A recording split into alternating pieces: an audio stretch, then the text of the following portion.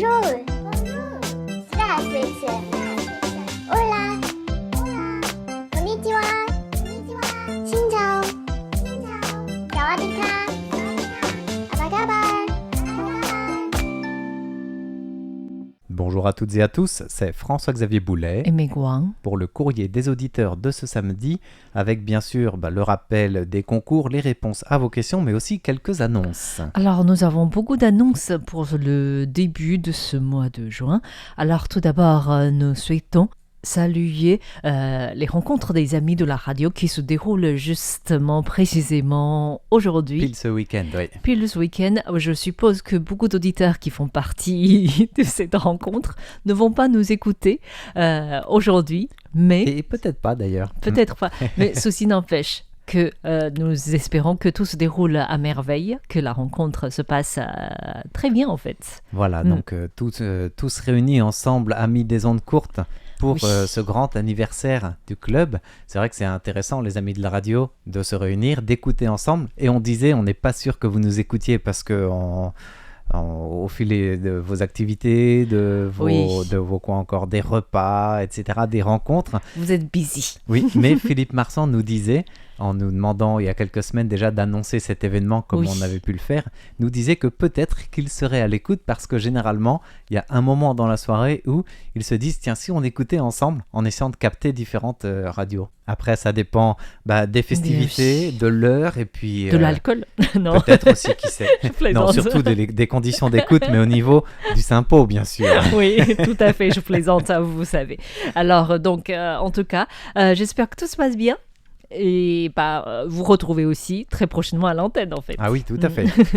Et sinon, par rapport toujours à la diffusion d'ondes courtes, certains auditeurs comme Christian Guébordon ont commencé à poser des questions par rapport à la diffusion depuis Tamsui cet été.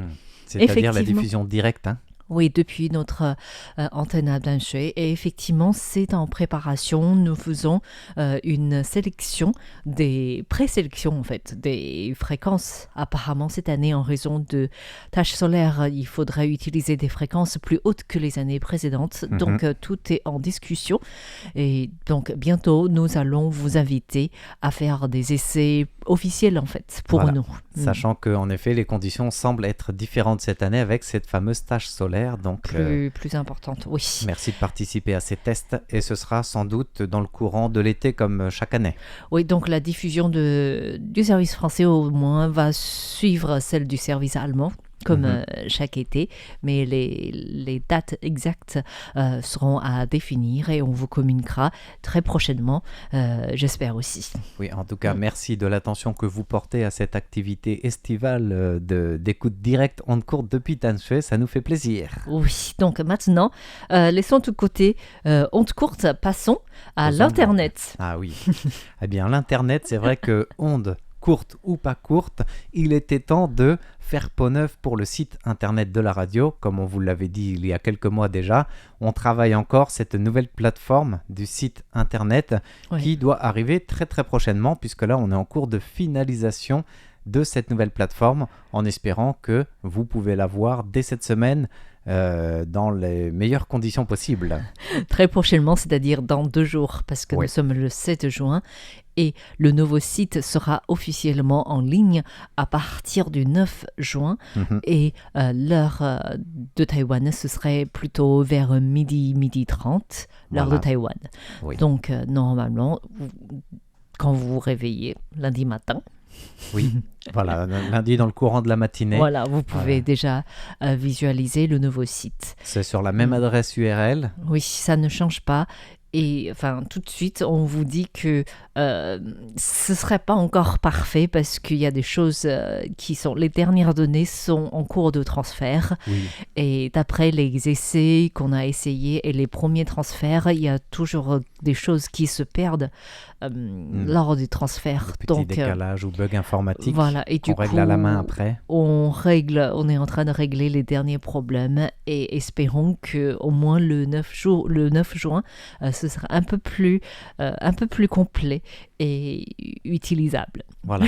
En tout cas, en termes de visualisation et de consultation sur tablette ou téléphone portable, ça évolue dans le bon sens puisque ça prend vraiment les normes de la plupart des sites internet aujourd'hui. Oui. Donc Oui. ça, c'est plutôt agréable à suivre. Après, en espérant que vous pourrez vous y habituer parce qu'il y a des automatismes qui sont différents du site actuel. Pour trouver la page d'actualité, d'émissions, Émission. bon, il suffit d'aller dans la racine du menu et vous trouverez tout cela, Mm. mais classer émission par émission, ce sera peut-être plutôt du côté des animateurs qu'il faudra retrouver les émissions, parce que le site actuel sera de mettre plutôt la publication des émissions les plus récentes et pas émission thématique par émission thématique. Voilà, en tout cas, c'est une nouvelle habitude à prendre et puis on vous invite à nous faire part Ouais. surtout de vos premières impressions, ce que vous aimez moins, ce que vous trouvez de bien Voilà. ou de moins bien. Et je voulais préciser aussi par rapport aux émissions. Donc, pour trouver les émissions, il faut passer par les animateurs. Oui, Et pour trouver les anciennes émissions d'une émission thématique, il faudrait passer par émission thématique. voilà. Voilà. Donc, comme tu disais, ce sont les dernières réalisations qui sont mises en valeur. Du coup, Mhm. pour les plus anciens, si vous rattrapez les écoutes, alors n'hésitez pas à aller côté animateur, émission thématique, pour trouver les émissions plus anciennes. Voilà, puis il y a un petit bouton plus qui fait dérouler toutes les 5 ou 10 émissions, Oui. les dernières en remontant comme cela Voilà. dans les archives. En tout cas, n'hésitez pas à nous faire part de vos premières impressions par mail ou par courrier parce qu'il y a un petit cadeau à la clé. En fait, c'est une coïncidence. La radio a réalisé des nouveaux cadeaux pour les auditeurs. Ça vient d'arriver en fait cette Mhm. année, et c'est une sorte d'éventail tout rond, pliable, Oui. qui se range, qui pèse quasiment même pas 200 grammes et qui se range facilement dans un sac. Donc c'est quelque chose de facile à utiliser pour l'été, qui s'annonce de plus en plus chaud en fait. Et Oui. du coup, on associe les deux événements liés à la radio. Donc il y a la réalisation de ce nouveau cadeau et aussi le nouveau site. Du coup, nous vous invitons à nous dire vos commentaires et aussi de signaler les petits failles, en fait, les défauts, les coquilles, tout ce qui va pas ou tout ce qui va bien. Mhm. Et tous les commentaires seront récompensés, entre guillemets, par un petit éventail de Voilà. RTI. Exactement, donc le petit éventail pour passer l'été au frais, c'est en commentant le changement de site internet de la radio. Voilà, sinon, une petite publicité de la part de RTI aussi. Les auditeurs qui nous suivent sur les réseaux sociaux ont peut-être remarqué que notre pigiste Aurélien Rosanino, qui Oui. réalise l'émission Sous des cieux amplifiés tous les dimanches, Mhm. vient de publier un livre en français chez l'Asiatech. Oui, et c'est pas du tout lié à la thématique de son émission Non. qui est sur la musique indépendante de Taïwan. C'est lié à la langue, on peut dire, ou aux langues au pluriel, à la diversité de certains vocabulaires. Oui, en fait, je crois que l'Asiatech réalise toute une série pour présenter un pays. C'est pas le monde, le tour du monde en 80 jours, mais Non. c'est Taïwan, un pays en 80 mots, en fait. Voilà. Et du coup, Aurélien, qui est aussi l'éditeur lui-même, Mhm. a publié ce livre concernant Taïwan. Il a fait une sélection de 80 mots à partir de mandarin, chinois mandarin, à partir de taïwanais et aussi à partir des langues autochtones. Voilà, c'est ça qui est intéressant, c'est que c'était pas... choisir 80 mots, déjà, c'est un peu limité pour présenter un pays, mais c'est un choix personnel, et il le dit Oui. clairement lui-même. Oui. Mais à chaque fois, mot ou expression d'ailleurs, pour des choses qu'il dénote ou qu'il trouve particulier de son expérience à Taïwan. Ouais. Et c'est ça qui est intéressant, c'est de découvrir finalement un pays sous les yeux de quelqu'un qui y habite à travers une langue qui n'est pas la sienne au départ, mais qu'il apprend à découvrir en même temps que la culture, la pensée. Ouais. Et voilà, donc ça, on vous invite à le suivre. Taïwan en 80 mots. Oui, donc étant donné que c'est un livre qui est édité en français, sorti en France, donc pour les auditeurs qui s'intéressent, n'hésitez pas à aller voir, en fait, à aller lire ce livre. Et du côté de RTI, nous préparons aussi d'interviewer Aurélien Oui. à propos de ce livre pour en parler davantage de tout ce qui s'est passé dans les coulisses. Netflix aussi. Voilà. Et du coup, Aurélien prévoit parce que là, pour l'instant, nous attendons encore un exemplaire de livre de la part de l'éditeur. Mhm. Donc, probablement, l'émission sera réalisée par Sasa en juillet prochain. Voilà, Voilà. donc ce sera bientôt à l'antenne pour découvrir les coulisses de la rédaction de ce livre, peut-être les choix les plus épiques ou les plus originaux des mots. Ouais. Et puis ce serait intéressant Je pense que d'écouter c'est- Aurélien nous raconter ce livre Tout par à fait. lui-même. Parce que ça va pas être quelque chose de très facile à faire, en fait. C'est Même, clair. Alors, un petit test. 80 mots ou Oui. expressions concernant la France. C'est quoi le premier mot qui te sortira? PSG? PSG, c'est le mot numéro 1, bien sûr, champion d'Europe, c'est pas que la France. Non, je blague. Euh, Vous l'aurez compris, c'était animé cette semaine à RTI. Oui. Il y en a qui ont fait Euh, des nuits blanches. Mais bon. Oui, tout à fait. Voilà. Non, mais c'est vrai que c'est intéressant de voir que ce soit Taïwan ou pas, ou la France, les groupes de communautés de supporters Oui. au-delà des frontières se sont réunis un peu partout. Il y avait des groupes qui sont allés suivre le match, que ce soit pour supporter l'Inter de Milan ou Oui. le PSG d'ailleurs, qui se sont retrouvés à Taipei. Taichung, il y en avait, Kaohsiung aussi, donc il y a quand Et même l'ambiance, un quand petit même. noyau comme ça avec de l'ambiance, Ouais. toujours sympathique Mm. pour ceux qui pouvaient y aller. Après, les mots pour la France, si j'ai Hein? mon oreille demi-taïwanaise, il y aura romantisme, vin rouge, fromage, Non, mais je pense que c'est pas forcément ça qui résume le mieux non. la France. Mm. Voilà. Moi, j'aimais bien une expression qui relie d'ailleurs la France et le PSG ensemble, puisqu'il y a un ancien joueur du PSG qui aujourd'hui évolue au Real Madrid, un grand joueur de l'équipe de France, c'est bien Oui. sûr Kylian Mbappé, qui avait Mbappé, dit un jour « J'ai mal à ma France ». Mm. Et je trouvais ça très beau comme expression. C'était par rapport à des discriminations ou des propos racistes. Oui. Et je trouvais ça très beau de dire j'ai mal à ma France. Bah, c'est vrai que la France qui est le pays qui nous représente, c'est peut-être celui de la diversité Mm. quand on le vit de l'intérieur. En tout cas, c'est ce qu'on essaye. Mm. Voilà, par exemple. Par exemple. Voilà. Donc, ça, c'est notre petite parenthèse par rapport au livre d'Aurélien. Oui. Et nous avons aussi réalisé le tirage au sort pour le concours du mois de mars. Et oui, il était temps. C'était Il est une temps. question qui Oui. parlait des câbles sous-marins qui étaient sectionnés ou vandalisés. On n'a jamais su. Pour certains, on sait clairement que c'est un acte de sabotage. Pour d'autres, c'était peut-être plus délicat à prouver, Oui. en tout cas. Mm. Et on demandait aux auditeurs, il y avait 3 câbles qui avaient été comme cela sectionnés, de Oui. demander le nom d'au moins d'un de ces câbles. Donc, Alors, merci. C'est des câbles qui ont des noms qui relient en fait, par exemple, l'île auxiliaire de Matsu à celle de Taïwan, ou Taïwan, alors voilà. Penghu, donc ça Ça porte le nom porte du le lieu. nom du lieu, exactement. Donc, nous avons réalisé 5 tirages au sort qui pourront recevoir chacun. Alors, le petit cadeau, on avait annoncé un cadeau surprise. Oui. Une fois n'est pas coutume, on peut le dire aujourd'hui. Qu'est-ce que c'est comme cadeau? C'est autocollant ou bloc-notes Oui. à l'effigie un peu des motifs de Taïwan. Ouais, parce qu'en ce moment, il y a toute une série de réalisations, que ce soit bloc-notes, maniées avec des choses typiquement taïwanaises comme la Oui. bière taïwanaise, les boîtes postales, Oui. Et puis, Oui. il y a quoi d'autre encore? les monuments historiques, mais surtout le thé au lait aux perles, je vais réussir à le dire. C'est pas facile voilà. à dire. Hein. C'est facile à... En chinois, c'est 4 mots, en fait. C'est simple, Senju 4 Naicha. caractères. Voilà. Oui. Alors, les 5 gagnants sont tout d'abord Thomas Beg, pardon, Oui, félicitations. Nous avons aussi Nagmushi Noiri. et Jean-Michel Aubier. Alors, de notre chapeau sort le nom de Gilbert Dupont. Et enfin, Emmanuel Nicodème. Donc, c'est félicitations à ces 5 gagnants du concours mensuel du mois de mars 2025. Donc, vous allez recevoir bientôt votre petit cadeau, j'espère. Voilà. Voilà. Alors, il y a... Concernant les annonces, c'est Oui, mais par contre, dans mon oreillette, j'entends Ok. des plaintes de nombreuses auditrices et auditeurs qui disaient « Pourquoi j'ai rien gagné ?»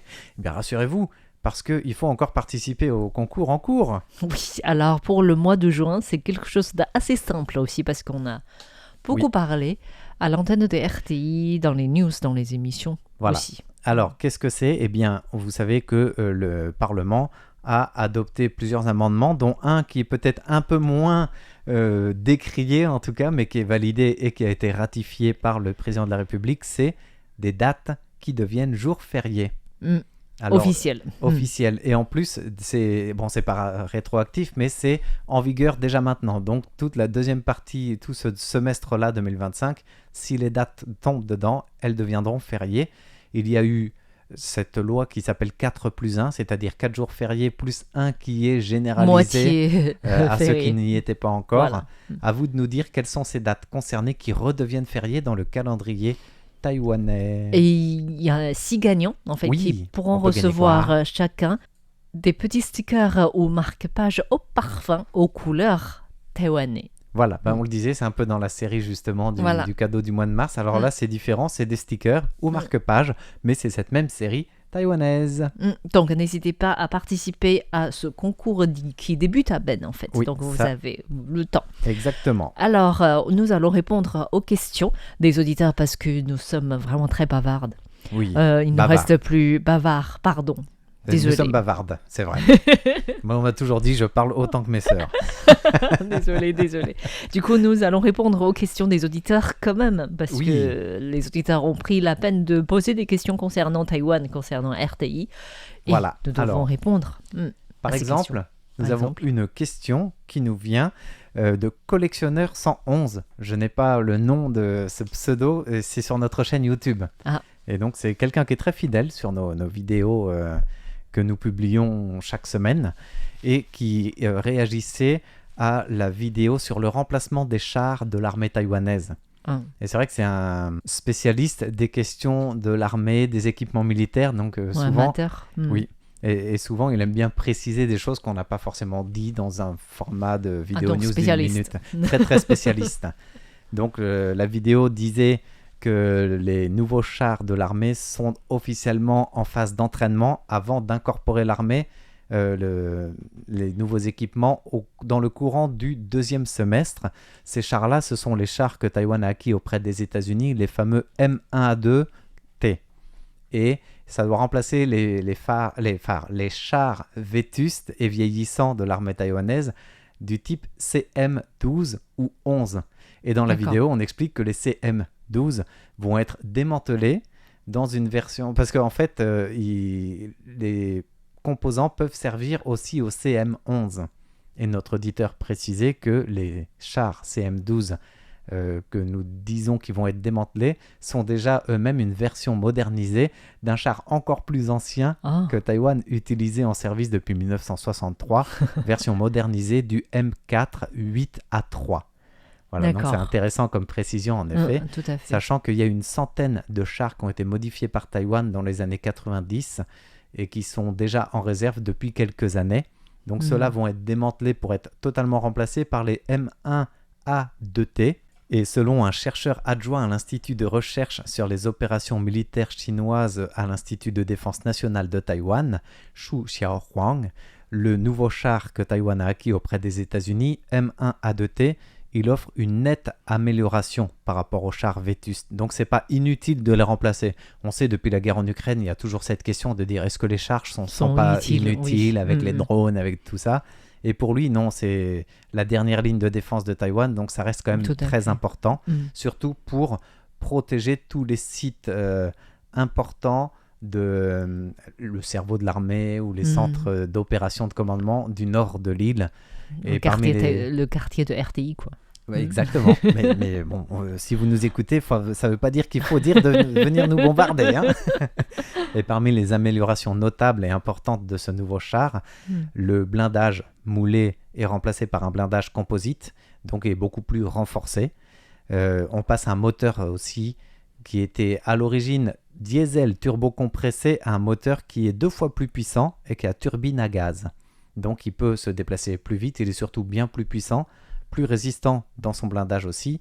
Il intègre un système de contrôle de tir entièrement numérique et donc il peut quasiment tirer à l'aveugle. Et ça c'est intéressant par rapport au char actuel qui est déjà plus long à manier, orienté pour viser et tirer. Là tu n'as quasiment plus besoin de viser parce que c'est le moniteur qui est en automatisme cible comme cela, sachant qu'il a un canon lisse de 120 mm qui augmente aussi la portée de tir. La puissance destructrice en même temps que la capacité d'engagement en ligne de défense. En tout cas, les livraisons doivent arriver progressivement, en fait, sur, Oui. sur le sol taïwanais. Voilà, donc c'est 108 chars qui ont été commandés.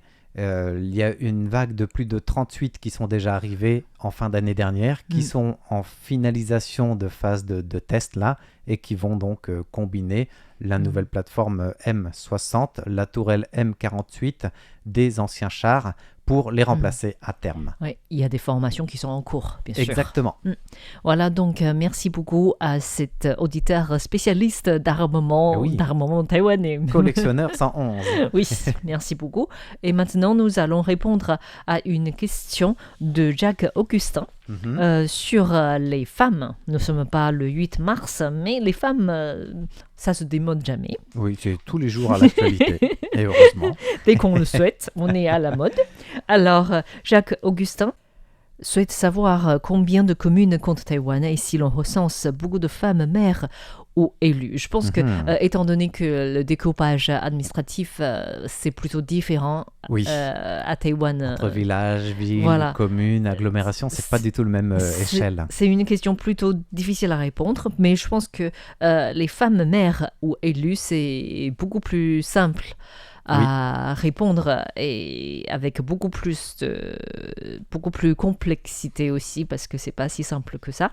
Alors, Taïwan a 22 collectivités locales. Donc c'est grande ville, comté ou super municipalité. Voilà, ça fait 22. Oui, et parmi les 22, selon à travers les dernières élections locales qui datent de novembre 2022, Taïwan a élu 9 maires.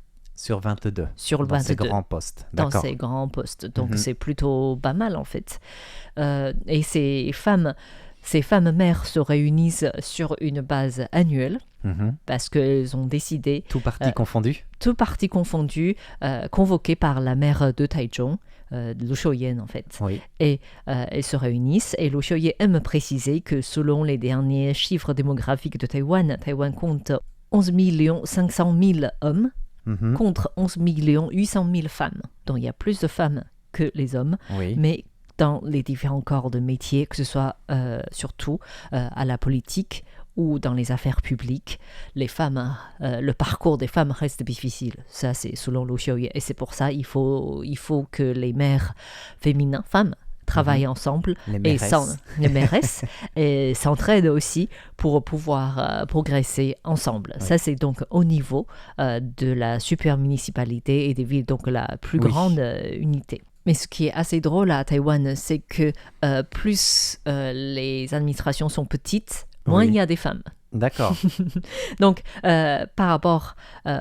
donc, il y a 9 femmes sur 22, donc ça fait environ 39%, presque 40%. Oui. Et pour les députés, il y en a plus. Donc, c'est plus grand, en fait, à national. Donc, c'est 41%.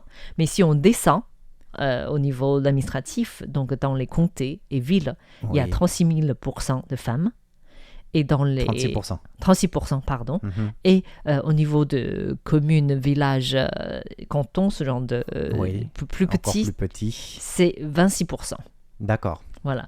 Donc, ça, c'est les derniers chiffres en 2022. C'est en progression par rapport aux éditions précédentes des élections, mais ça reste pas vraiment satisfaisant au niveau pour les groupes féministes, entre guillemets, dans le sens où, d'après toi, pourquoi plus les administrations sont petites, moins il y a des femmes élues?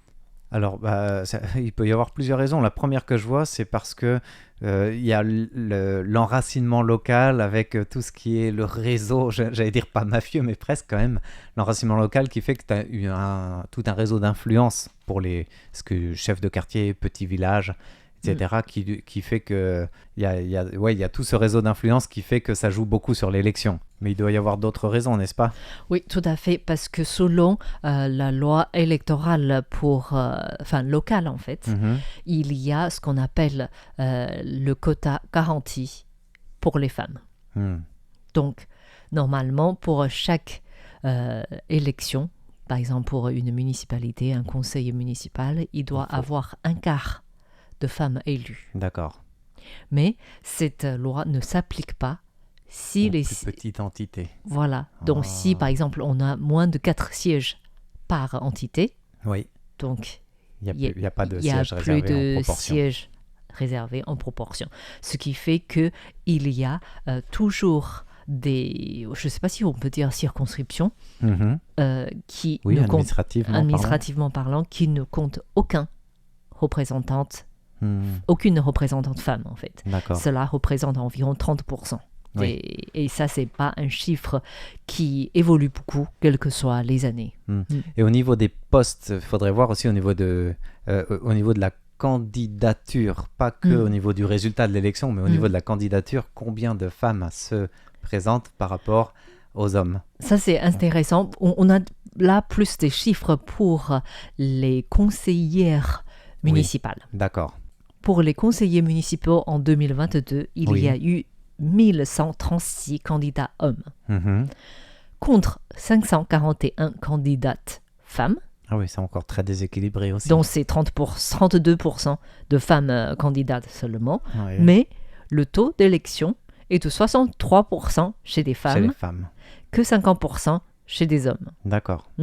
Donc chez les hommes, il n'y a que 568 élus en fait, parmi tous les conseillers municipaux. D'accord. Donc il y a un taux d'élection plus au niveau de... Quand tu es candidat, tu es plus sûr d'être élu si tu es femme que si tu es homme. Au niveau du pourcentage, en tout cas. Non, dans les grandes villes, en fait. C'est surtout Oui. ça, en fait. Dans les grandes villes et comtés, pas au niveau très, très petit. Oui. Et au niveau de pour monter encore plus haut dans les classements, au niveau des élus, mais dans le gouvernement, la parité, elle n'est pas vraiment respectée à Taïwan. J'ai l'impression avec l'administration de Lai Ching-te, il y a eu moins de femmes ministres, mais je pense pas que ce soit voulu en fait. Oui. Et je pense C'est qu'on au niveau des nominations, c'est. Ouais, et je sais pas, mais il a essayé de faire la parité. Il y a certains postes qui sont assumés par les femmes. Je crois que c'est notamment le cas de ministre des Finances Oui. et aussi de la jeunesse, des affaires maritimes de ce genre. Enfin, il y en a, Oui. mais vice-première ministre aussi, bien sûr. vice-premier ministre, c'est vrai que on a l'impression qu'il y en a moins par rapport au gouvernement de Tsai Ing-wen. Oui. Oui, mais je crois que l'intention y est, même si le résultat est moins convaincant. Voilà. Voilà. Après, c'est sûr que s'engager à la parité, si c'est que pour faire du chiffre, c'est pas le plus intéressant quand tu dois gouverner ça, le pays. en fait. C'est aussi la compétence voilà. de ce qui t'entoure dans ton parti, quoi. Tout à fait. Et aussi, une petite devinette. Oui. Dis-moi, c'est dans les 3 premières villes comtés où il y a plus d'élus femmes. Au niveau conseiller municipaux. le nouveau Taipei, il y a combien? Il y a une 30aine de conseillers et je pense qu'il y a plus de femmes que d'hommes. Non, t'as raté. Ah j'ai raté, bravo. Alors, les 3 premiers sont Taipei, 49%, presque la moitié de femmes. Et Hualien, le comté de Hualien dans l'Est, 45%. J'avais Hualien en tête, mais suivi de Miaoli, en fait, Miaoli 44%. aussi, donc, toutes les collectivités locales dominées par le KMT, en fait. Et plus d'hommes, c'est de manière absolument incroyable, à 88% à Mazu.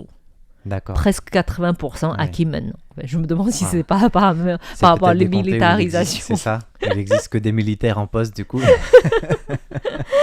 Voilà. Et du coup, ça, c'est la situation actuelle à Taïwan. Donc, tout doit encore s'améliorer. Les groupes de femmes demandent que ce soit un tiers de quota, en fait, réservé aux femmes au lieu d'un quart. par Réponse exemple. l'année prochaine aux prochaines élections locales. Espérons. Voilà. Un grand merci à Jacques Augustin pour cette question thématique. Et puis à toutes et à tous de nous avoir suivis dans ce courrier des auditeurs. N'hésitez pas à nous suivre en fait, sur le nouveau site. Et oui, bye bye. Bye.